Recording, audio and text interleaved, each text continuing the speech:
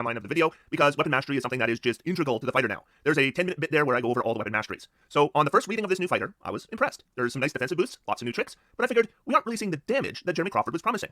We want our warrior classes in particular to be able to rely on their class features, which remember are going to include some of these awesome new weapon options. We want them to be able to rely on those for their main damage output. That sounds really good. It sounds like there's going to be class feature stuff in the warrior classes that are going to help replace the fact that we don't have the -5/+10 options anymore in Sharpshooter and Great Weapon Master. And if that's the case, I'm thrilled. My main concern is the stuff you're going to put in those warrior classes good enough to replace those things? So fear not, people who love playing warriors. There is juicy stuff coming in the classes themselves, and that's where we want you to be able to turn reliably to some options where you will be dishing out the damage. So basically what Jeremy Crawford was promising is that the new fighter's class features were going to make up for not having the option to take a feat that's going to give a -5 to hit and +10 damage. In other words, we'll have other ways to deliver just as much damage. Now, my first impression is that's not here, but I don't trust my first impressions. And I read online lots of people saying that that's not here, but I don't trust their first impressions either. I trust numbers. So I sat down, I made 2 fighters, I used the old rules for one, the new rules for the other one, and I took as many of the same choices as I could, and I punched math for both of them, and I compared those numbers. And I want to share that math at the end of this video, and then we'll know for sure whether or not Jeremy Crawford has delivered on his promise that this fighter delivers the damage. So here's the design notes. They added Persuasion as a class skill. Second Wind is now a multiple long rest recovery feature. Fighters will get Weapon Mastery right from level 1, and then this continues on the next page. Action Surge gets some limitations on the actions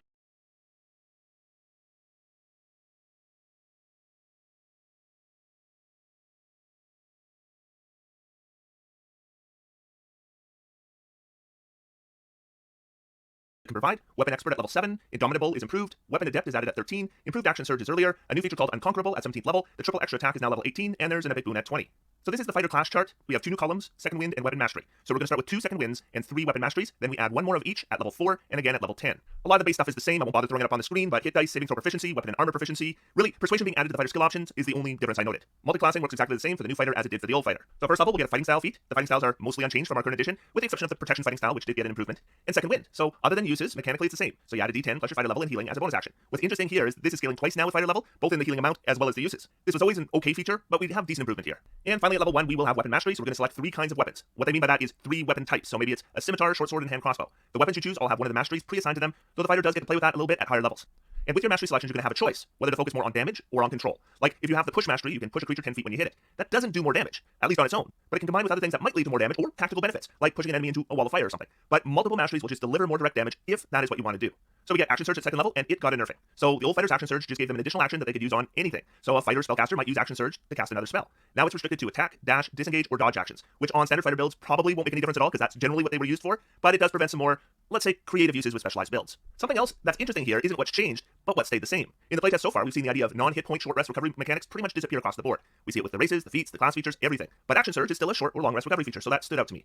At 3rd level, we pick a subclass, and subclass features are gained at 3rd level, 6th level, 10th level, and 14th level. Fighters used to get them at 3rd, 7th, 10th, 15th, and 18th. So technically that's one less subclass feature from levels 18 through 20, though at levels 6 and 14, the new fighter actually has more subclass features. There was one subclass included in the playtest, and that's the Champion, and there's going to be 2 3rd level features. The first is Adaptable Victor, so after a long rest, you choose a skill that's available to the fighter, and you get proficiency in it. The fighter skills are Acrobatics, Animal Handling, Athletics, History, Insight, Intimidation, Persuasion, Perception, and Survival, and you should have proficiency in at least 2 of those. So you'll have a selection of up to 7 skills to choose from. You can pick the same skill after your next long rest, or switch it up. This is okay. I'll take another skill proficiency, but it's not a powerful feature. And Improved Critical increases the critical range of the champion's attacks to 19 to 20, and the only mechanical change here is that unarmed strikes are added in.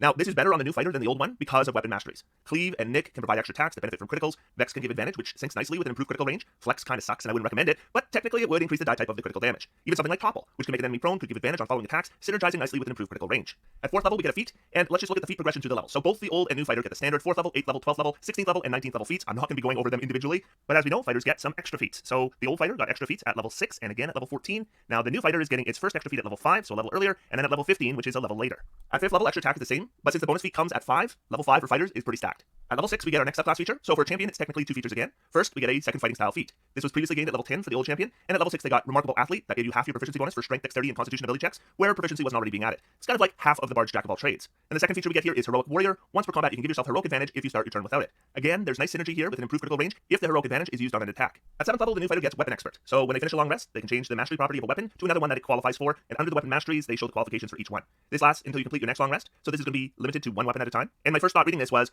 like, why would I bother with this at all? I mean, you could just use the weapon that has the weapon property that you want. I want Topple, I'll pick a weapon that has Topple. With more thought, there are some advantages here. First, of course, if you do get something like, say, a magic weapon, you'll want mastery with that weapon type. But if it doesn't have the mastery property you want, then you can switch it out. So for example, that magic scimitar is really nice, but you don't use 2 weapons, so switching out Nick for Vex will be a big advantage. And of course, there's just the conceptual stuff. So I want my character to use a longsword, but Flex sucks and I want something else. Okay. Someone pointed out to me, actually, the dual wielder feat in the new version adds the light property to your non-light second weapon. So you could also use this to give it the Nick property. Then you could have one mastery with your non-light first weapon, and Nick with your normally non-light second weapon, which is a pretty cool interaction, actually, if you want to play a two-weapon fighter. At 9th level, we get Indomitable. I have never been a fan of Indomitable, and I've said many times on this channel why. Because getting a reroll on a saving throw you had little chance of succeeding on in the first place just isn't very good. So that got taken care of here, big time. Now your reroll saving throw has a bonus equal to your fighter level. That is +9 when you get this feature, and eventually it's going to be a +20 on your save. Now, this isn't necessarily going to be an automatic save. I mean, in some cases it will be, but it will definitely give you a much, much better chance of success. At 10th level, we get our next subclass feature, and the champion gives us superior critical, which increases the critical range from 18 to 20. This is when the old champion got their second fighting style, which we got at level 6, and they would have to wait until level 15 for this. Once again, this combines nicely with a number of mastery features. Then at 11th level, we get 2 extra attacks. This is the same as the improved extra attack the old fighter got, they just renamed it. Then at 13th level, Weapon Adept, and this one I'm going to read out word for word. You are a master of weapons. When you use your weapon expert feature on a kind of weapon, you can give that kind of weapon 2 properties rather than 1. But you then use only 1 property at a time. Whenever you make an attack roll against a target with that kind of weapon, you decide which of the 2 properties applies to that attack. You make this decision before the attack hits or misses. For example, you can apply the push and topple properties to longswords, and whenever you hit a target with a longsword, you decide which of those properties to use against the target. So this is really, really nice. So there's some obvious things, like let's say you have the push mastery. Well, sometimes it's amazing, and sometimes there's no reason to push someone, or maybe they're too big for it to work. So then you could use topple instead. There is some wording here, though, that I think needs to be clarified. It says you make this decision before the attack hits or misses, but what it doesn't say if it's before or after the roll to hit. Like some features are added after the roll, but before the results are determined, and others are added before the roll. And the way I read this, this could be interpreted either way. So I asked you guys, my viewers, about this, and I've got about 2,500 responses already, and it looks like the vast majority of you think it applies after the roll, but before applying the results. And if that's the way it works, then another great option for this is graze. So then what we would do is, we make our attack roll, and if we hit, we're going to use our regular mastery, and if we miss, we're going to use graze.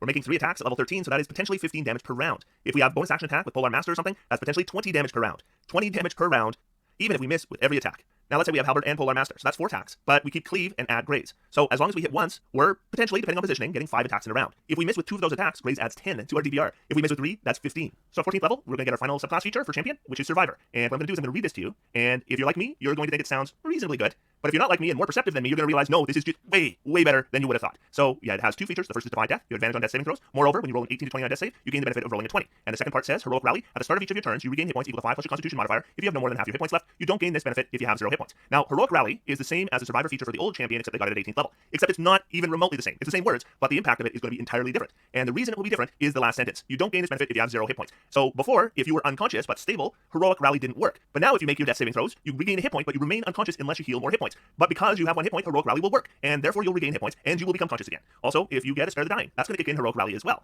And will you make your death saving throws? Yes, you will, because with Defy Death, you have a 99% chance of succeeding on your 3 death saving throws. And that's ignoring the fact that you'll have a 28% chance every time you make a death saving throw to pop back up immediately because it'll be treated as a natural 20. So this is going to be one hard fighter to kill. Then at 15th level, the fighter gets a second action surge. This used to come at 3 death saving throws, and that's ignoring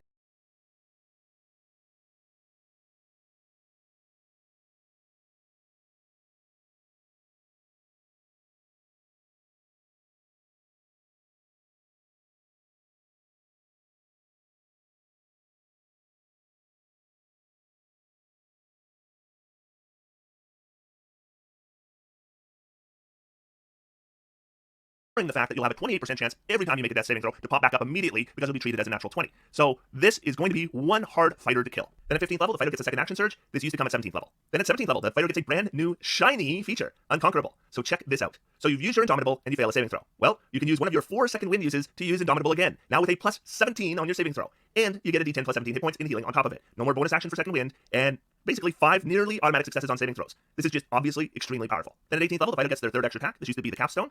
And then at 20th level, the fighter gets their epic boon. So obviously there's a lot here over the current fighter. Except then we are back to the question. We no longer have the -5 to hit plus 10 damage options available with Great Weapon Master and Sharpshooter. Can this fighter deliver comparable damage? I think that's really the question, because we're seeing way improved defense and healing options, but it's a fighter. Can they deliver damage? Let's look at some math. So let's assume we're making 2 fighters, one with the old rules and one with the playtest rules. But we'll try to make the same choices for each of them. Really doesn't matter how much we optimize because we're comparing apples to apples. So we'll make a really vanilla, straightforward, single-class champion build for both the old rules and the new rules. And we definitely want Great Weapon Mastery or Sharpshooter for sure to determine how much ground we lost. So we'll go for level 13. Here's our 2014 Player's Handbook fighter. Race will be Variant Human, and we'll grab Polar Master with our bonus feat. Our starting strength will be 16. Then we'll grab the defensive fighting style, and at level 4 we'll pick up Great Weapon Master. Then at level 6 we'll pick up Sentinel, and we'll use our 8th and 12th level ASIs to get our strength score up to 20. We have 1 action surge per short rest, 1 second wind per short rest, Indomitable twice per long rest, a crit range of 19 to 20, Remarkable Athlete, and an additional fighting style. And I guess Great Weapon Fighting, I mean, it's not good, but it doesn't matter. It's equally not good with the playtest rules, so it's going to cancel out. This fighter will have 3 attacks with her halberd, and a bonus action attack that will either be a d4 bludgeoning or a d10 if we score a critical or down an enemy because of the Great Weapon Master feat. And we'll have the option of delivering plus 10 damage if we accept a -5 to hit. And we get all the other feat stuff, which will be the same as the playtest fighter. Okay, so now we're going to make a playtest champion fighter and match up our choices as much as possible. So we're going to go human, we get 2 feats at level 1, one from our race, one from our background, and we'll start our day out with heroic advantage. Our starting strength could be as high as 17 if we wanted, but I'm just going to go 16 and cover some other scores. We'll also grab the defensive fighting style. We'll be picking up Polar Master at level 4, Great Weapon Master at 5, Sentinel at 8, and I'm going to grab Charger at 12, because this fighter doesn't need to increase its strength.